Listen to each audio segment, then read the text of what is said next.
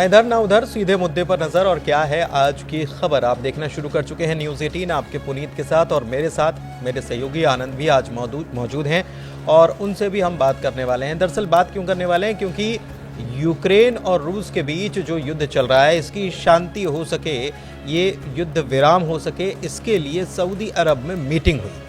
Meeting में कौन मौजूद था? आपको शायद लग रहा हो कि रूस और यूक्रेन के साथ अमेरिका भी मौजूद रह सकता है, चूँकि सऊदी में हुई तो सऊदी के लोग भी मौजूद हो सकते हैं। तो ऐसा कुछ नहीं हुआ। दरअसल यूक्रेन को इस मीटिंग में बुलाया ही नहीं गया, यूक्रेन के बगैर ही ये मीटिंग हुई और इसमें रूस और अमेरिका के अधिकारी प्रतिनिधि शामिल हुए, न कि पुतिन और ट्रंप, जो कि पिछले दिनों ये कहा जा रहा था कि ट्रंप और पुतिन की मुलाकात सऊदी में हो सकती है। तो ऐसा कुछ नहीं हुआ है, लेकिन मीटिंग बहुत देर तक चली है।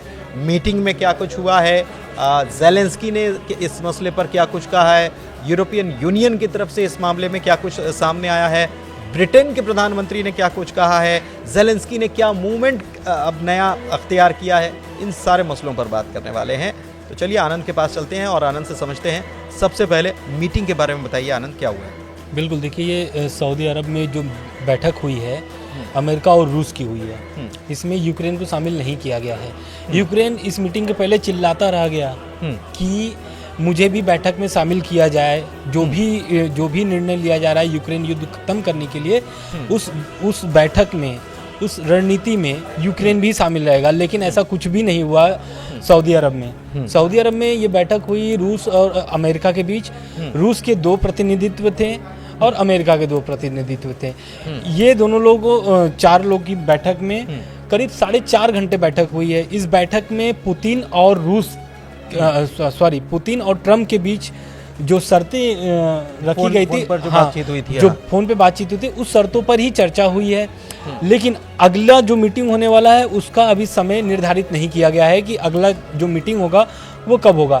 लेकिन इस मीटिंग के बाद से यूक्रेन अभी बहुत ज़्यादा डिस्टर्ब हो चुका है, इसलिए क्योंकि यूक्रेन जो है शुरू से चिल्ला रहा था कि भाई मीटिंग में मुझे शामिल करिए, लेकिन अमेरिका ऐसा एक भी मौका नहीं दिया, या फिर यूक्रेन से एक बार पूछा भी नहीं कि भाई मैं रूस में मीटिंग करने, सऊदी अरब में मीटिंग करने जा रहा हूँ। तो ऐसा कुछ यही तो है कि यूक्रेन और रूस के बीच वॉर चल रहा है और इसमें जो शांति समझौते पर बात हो रही है, अमेरिका रूस से अलग बात कर रहा है। यूक्रेन से जो बात हुई है, माना जा रहा है कि वो हमने जो पिछली बातें की थी, क्या ट्रंप ये कहना चाह रहे हैं कि हमने जो पिछली बातें की थी हम उसे ही मानकर चल रहे हैं और हम बात कर लेंगे रूस से? बिल्कुल, ट्रंप देखिए शुरू से ही स्पष्ट है, जब से आए हुए हैं 20 जनवरी से वो एकदम एक्शन मोड में है। और लगातार आप देख रहे हैं, रूस यूक्रेन हो चाहे इजराइल हमास हो, दोनों पर एकदम नज़र बनाए रखे हुए हैं।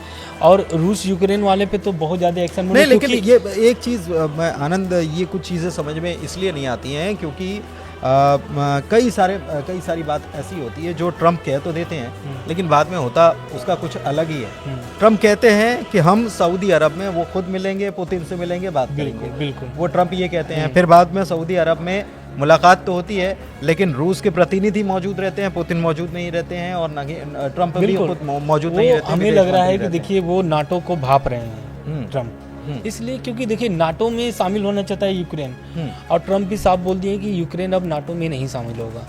अब नाटो की जो यूरोपीय जो देश नहीं, लेकिन यूरोपियन यूनियन जो है, यूरोपीय देश जो हैं, उनको भी सबसे बड़ी बात यह है कि यूक्रेन ऐसा मसला है जो जिसका फैसला केवल अमेरिका तो नहीं कर सकता, उसके लिए यूरोपियन यूनियन और तमाम यूरोपीय देश जो हैं उनको भी कॉन्फिडेंस में लेना पड़ेगा, यूक्रेन को भी कॉन्फिडेंस में लेना पड़ेगा, लेकिन ये ऐसे कॉन्फिडेंस में लेते दिखाई नहीं दे रहे हैं। बिल्कुल, अमेरिका बिल्कुल अलग रहा। पर सबसे बड़ी बात यह है कि ज़ेलेंस्की ये कहते हैं कि यूरोपियन यूनियन या यूरोपियन देश जो हैं उनको साथ में लीजिए, हमको साथ में लीजिए, बात करिए, लेकिन अमेरिका रशिया से अकेले बात कर लेता है। बिल्कुल, देखिए यही तो जब पुतिन से बात हुई थी ट्रंप की, तो 90 मिनट की बात हुई थी। इस बातचीत के दौरान यूक्रेन से भी ट्रंप ने बात किया था, लेकिन अभी जो ज़ेलेंस्की का बयान आ रहा है वो अमेरिका विरोधी आ रहा है बयान।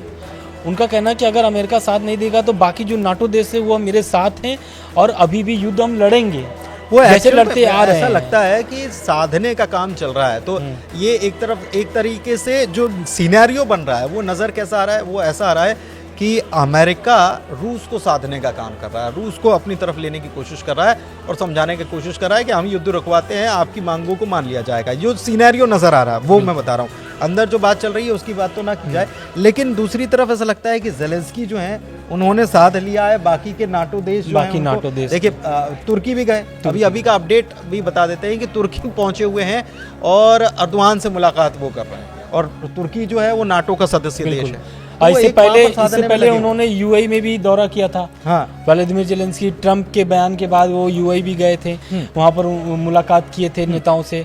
लेकिन अभी जो इस सब बीच आ रहा है, एक बयान और आ रहा है कि यूक्रेन की धरती पर ब्रिटेन की सेना उतरेगी। ऐसा इसलिए बोला जा रहा है कि यूक्रेन जो है, ब्रिटेन जो है वो यूक्रेन का अभी भी साथ दे रहा है। हालांकि नाटो के जो और सदस्य वो साथ अभी भी साथ में खड़े हैं, ऐसा नहीं है। ब्रिटेन के प्रधानमंत्री लेकिन ये कह रहे हैं कि अगर जैसे शांति की बात हो जाती, शांति समझौता हो जाता है, तो फिर वो सुरक्षा की गारंटी जिसका जिक्र करते हैं यूक्रेन के राष्ट्रपति वोलोदिमीर ज़ेलेंस्की की, हमारी सुरक्षा की गारंटी का क्या? तो ब्रिटेन के प्रधानमंत्री कीर स्मिथ की तरफ से ये कहा गया है कि हम अपनी सेना भेजने के लिए तैयार हैं, और वहाँ पर लेकिन सेना ये भेजेंगे लड़ने तो के लिए नहीं लड़ने भेज के रहे लिए हैं। हाँ। शांति जो शांत माहौल करने के लिए, मतलब वो अगर ब्रिटेन का शांति कहना- स्थापित हो जाती है तो वहाँ पर स्थापित हो सुरक्षा जाती के है। लिए सुरक्षा के लिए मैं ब्रिटेन ने बोला है कि मैं वहाँ पे अपनी सेना खड़ा कर दूंगा अगर यूक्रेन चाहेगा बोला तो। कि इसमें बिल्कुल। और उसके साथ साथ अब फ्रांस भी साथ में आ रहा है। हाँ, सबसे बड़ी बात यह है कि ये जो मीटिंग जिसका जिक्र आप कर रहे हैं, मीटिंग आज एक तो सऊदी में हुई और 4.5 घंटे के आसपास की मीटिंग हुई। इसमें क्या कुछ हुआ ये भी हम आपको बताते हैं, लेकिन इसके पहले भी एक मीटिंग हुई, और वो मीटिंग हुई एक दिन पहले फ्रांस में, पेरिस में, और ये इमैनुअल मैक्रों ने ये मीटिंग बुलाई थी। बिल्कुल। क्यों बुलाई ये मीटिंग, क्यों बुलानी पड़ गई? देखिए, ये क्या है कि ट्रंप अभी अपनी मनमानी कर रहे हैं। उनका, ट्रंप का कहना है कि यूक्रेन युद्ध जो है वो खत्म होना चाहिए, लगभग 3 साल होने वाले हैं। तो उससे यूरोपीय जो देश है ना, उनके में खलबली मची हुई। क्यों? क्योंकि ट्रंप किसी का सुन ही नहीं रहे हैं, और वैसे भी नाटो से वो खफा चल रहे हैं। खफा इसलिए क्योंकि वो नाटो का एक, वो तो कह रहे हैं कि हम तो निकलने के लिए भी तैयार है, लेकिन मुझे लगता नहीं है कि वो निकलने के लिए तैयार है, बल्कि ऐसा लगता है कि वो भांप रहे हैं, या अमेरिका, दरअसल नाटो की एक बहुत बड़ा संगठन है, और इसकी खर्चे पानी जो है, अगर सामान्य भाषा में बोला जाए तो खर्चा पानी निपटाने का काम जो है अमेरिका सबसे ज़्यादा करता है, और अमेरिका चाहता है कि उसके ऊपर जितना भी बर्डन है वो कम हो जाए। बिल्कुल। इसलिए शायद वो ऐसा करने की कोशिश करता हुआ नजर आ रहा है। देखिए, यही तो अमेरिका शुरू से ही लगभग 3 साल होने वाले हैं, और फ्रंट पर अमेरिका खेल रहा था यूक्रेन के साथ, है ना। और चाहे वो हथियार हो, चाहे फिर वो खाद्य पदार्थ हो, सभी चीज में वो मुहैया कराता था जो बाइडेन के समय में। लेकिन जब से ट्रंप आए तब से सारी चीजें रोक दी गई है। ऐसा उसने बोल दिया कि भाई हम एकदम, जो विदेश मंत्री है वहाँ के हैं अमेरिका के, उन्होंने साफ बोल दिया कि अब यूक्रेन को कोई भी सहयोग नहीं किया जाएगा, सहयोग नहीं करेंगे। हालांकि रक्षा के तौर पर तो दिए जा रहे हैं यार, ऐसा नहीं है कि नहीं एकदम से रोक दिया गया है, लेकिन USAID जो है जिसकी बात करते हैं तो वो उसको बंद कर दिया गया। एक चीज़ और है जिसका जिक्र आप कर रहे थे कि फ्रांस ने ये बैठक बुलाई। फ्रांस ने बैठक क्यों बुलाई? फ्रांस ने बैठक इसलिए बुलाई क्योंकि फ्रांस को ये पहले से शायद ये मालूम था कि इसमें यूक्रेन को नहीं बुलाने वाले बैठक, इसमें यूरोपीय देशों को नहीं बुलाने वाले, तो इनके बगैर अगर आप यूक्रेन के भाग्य का फैसला कर रहे हैं तो कैसे कर रहे हैं? हाँ, तो इसलिए तो जो यूरोपीय संघ जो है, यूरोपीय जो देश हैं, वो यही खलबली तो मची हुई है कि यूक्रेन को बिना बुलाए कैसे युद्ध आप खत्म कर सकते हैं। वो साध लिया है दरअसल, बेसिकली क्या है कि साधने का खेल है, और ऐसा लगता है कि ट्रंप कोशिश कर रहे हैं कि ज़ेलेंस्की कहीं ना कहीं दब जाए, थोड़ा नम जाए, लेकिन ऐसा लग नहीं रहा है। ज़ेलेंस्की ने साथ रखा है नाटो को, यूरोपियन यूनियन को। यूरोपियन यूनियन की तरफ से भी ये इस मामले में बयान आ गया है, और कहा है कि सबसे नाटो में शामिल होना, जो यूक्रेन की जिद कह लीजिए, लेकिन ये क्यों कह रहा है यूक्रेन कि नाटो में मुझे शामिल होना है? आनंद, पूरा तो यही बात था ना असल में। दरअसल जिस तरीके से रूस 2014 में कुछ ज़मीन यूक्रेन का हथिया लिया था, तो यूक्रेन का साफ कहना है कि भाई जो रूस की जो दादागिरी चल रही है बॉर्डर पर, उसको ख़त्म करने के लिए वो नाटो में शामिल होना चाह रहा था। नाटो में शामिल हो जाएगा तो उसके साथ 32 देश जो है कि युद्ध लड़ने के लिए तैयार हो जाएंगे। 32 देश हर जो आपदा विपदा आएंगे उसमें खड़े रहेंगे यूक्रेन के साथ। तो बहुत सारी जो सुविधा है वो नाटो की तरफ से मिलेगी यूक्रेन को, वो इसलिए शामिल होना चाहता है। रूस यही नहीं चाहता कि यूक्रेन नाटो में शामिल हो, बल्कि ये जो 4.5 घंटे जो मीटिंग हुई है सऊदी अरब में, इसमें भी अमेरिका की तरफ से और रूस की तरफ से जो बातचीत हुई है उसमें रूस की तरफ से बयान निकल कर आया और रूस ने कहा है कि केवल ये नहीं चलेगा कि हम उसको शामिल नहीं होने देंगे या आपको शामिल नहीं होना, यानी यूक्रेन, अमेरिका ये कह रहा है कि यूक्रेन नाटो में शामिल नहीं हो सकता।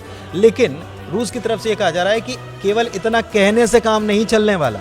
2008 में आपने ये तय किया था कि जॉर्जिया और यूक्रेन दोनों को आप नाटो में शामिल करेंगे और आपने इस बात की प्रतिज्ञा ली थी। तो ये प्रतिज्ञा जो है इसको तोड़ना पड़ेगा, इसको तोड़ेंगे तभी काम चलेगा, वरना ये मामला इतना आसान नहीं। बिल्कुल सही कह रहे हैं।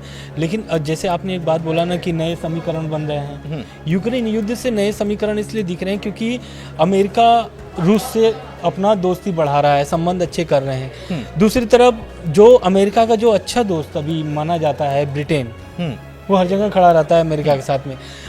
आज के समय में ब्रिटेन यूक्रेन के साथ में है।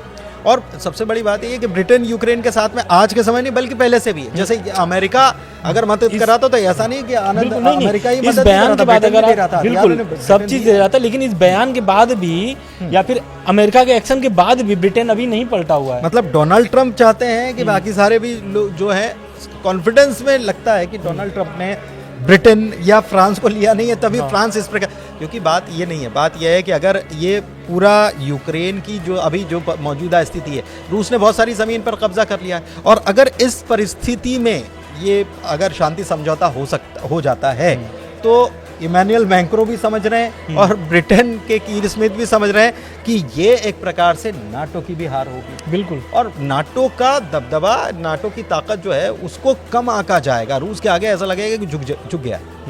देखिए यही तो है, नाटो अपनी ताकत दिखाने के लिए तो 3 साल से युद्ध लड़ रहा है, लेकिन इस युद्ध में अभी तक कोई भी ऐसा निष्कर्ष नहीं निकला, कोई चेत ही नहीं पा रहा है भाई कि युद्ध कब खत्म करना है। अब ट्रम्प आए हुए हैं पूरे तरीके से वो एक्शन मोड में भाई कि खत्म करना है युद्ध।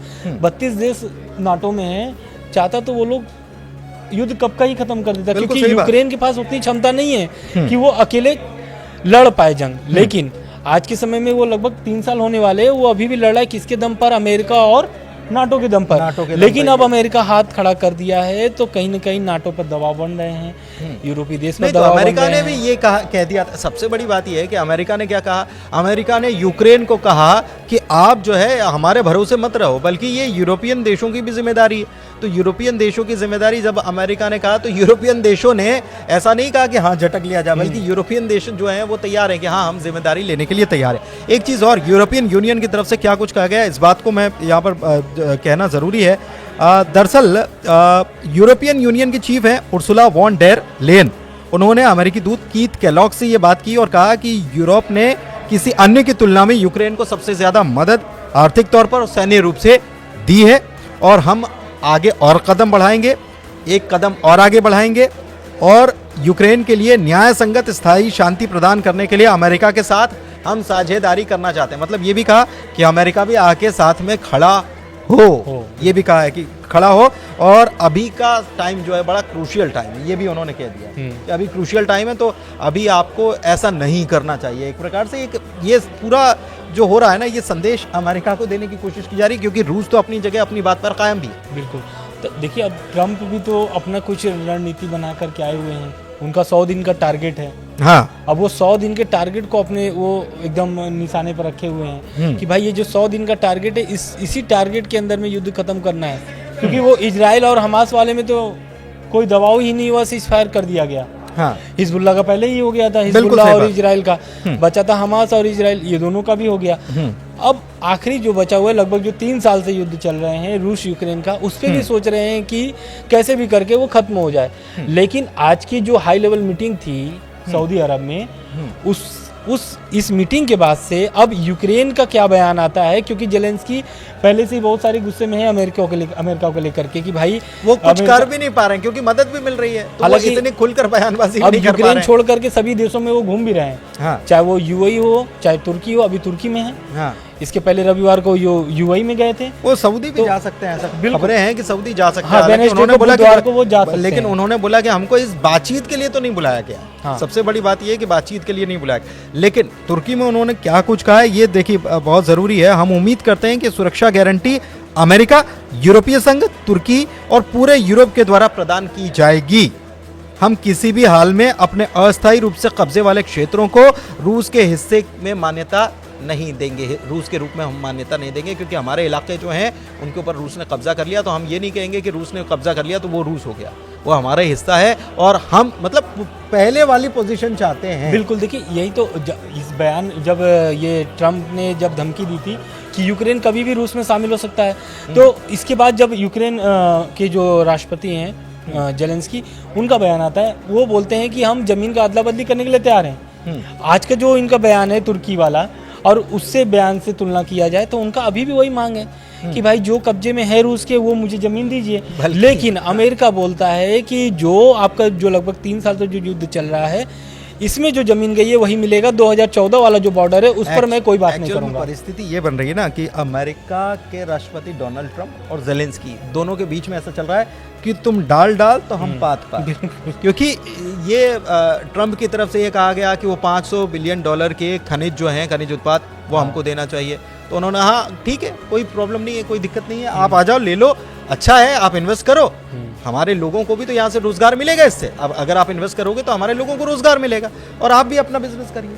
तो ये कह दिया था। इसके बाद फिर नई चीजें निकल कर सामने आई। अब ये बात ये है कि अभी तक जो परिस्थितियां, जो नज़ारा दिखाई दे रहा है, वो लग रहा है कि ट्रंप का पुतिन की तरफ या रूस की तरफ कुछ ज्यादा झुकाव नजर आ रहा है, और इसीलिए यूरोपियन यूनियन जो है वो बार बार खींच रहा है, अमेरिका को बार बार कह रहा है कि भाई आप हमारे साथ में खड़े हो, लेकिन हमारे साथ रहकर बात करो। इसमें कहीं ना कहीं जो अमेरिका जो ये प्लान बनाया है रूस को अपने दोस्त बनाने के लिए, इसका बस एक कारण है, वो चीन को कमजोर करना चाहता है। अमेरिका सुप्रीम पावर अपने आप को बनाए रखना चाहता है, और वो जानता है कि हम स्वघोषित मुखिया हैं, और स्वघोषित मुखिया हैं तो कोई और ताकतवर, और अभी तो रूस और चीन दोनों साथ में आ रहे थे, तो ऐसा लग रहा था कि ताकत जो है वो बढ़ जाएगी। तो अमेरिका को अपनी ताकत खोने का डर है, ऐसा लग रहा है। बिल्कुल अमेरिका यही तो चाहता है, क्योंकि देखिए जो ट्रंप है वो व्यापारी आदमी है, और वो व्यापार के नज़रिए से भी देखते हैं देश को, विदेशों को। चीन क्या है कि चीन का जो है वो विस्तार नीति है, दूसरा वो व्यापार से कोई भी समझौता नहीं करता है। तो ये सब चीज को देख करके वो ट्रंप चाहते हैं, थोड़ा सा उन्होंने चीन को कंट्रोल करने की भी कोशिश की। अभी उसके ऊपर जो उन्होंने व्यापारिक तौर पर जो उसके ऊपर सैंक्शंस लगाए हैं, वो तो चीन को भी थोड़ा सा उन्होंने कंट्रोल करने की कोशिश की। हालांकि उसने कह दिया कि भाई अगर आपने ये जो टैरिफ लगाया है, टैरिफ की आप बात जो कर रहे हो, फिर हम अंतर्राष्ट्रीय स्तर पर इस बात को हम इसको चुनौती देंगे कि आप ये क्या कर रहे हैं बिजनेस के मामले में। खैर ये सब चलता रहता है, लेकिन अभी सबसे ज़्यादा फोकस जो है वो रूस यूक्रेन को लेकर जो हालात बन रहे हैं इस पर है। अब देखना होगा कि अभी तो अगली मीटिंग की तारीख तय नहीं हुई है, लेकिन जेलेंस्की अपना दांव चले जा रहे हैं। अब अगला दांव क्या चलते हैं, क्योंकि अभी तो वो तुर्की में मौजूद हैं और वहाँ से एक प्रकार से समर्थन हासिल करने की कोशिश कर रहे हैं। तो आगे उनको क्या समर्थन मिलता रहेगा, यूरोपियन यूनियन क्या ऐसे ही समर्थन देता रहेगा, और कौन किसके आगे झुकेगा, ये आने वाले वक्त में पता चलना है। फिलहाल आज की चर्चा में इतना ही। धन्यवाद। नमस्कार।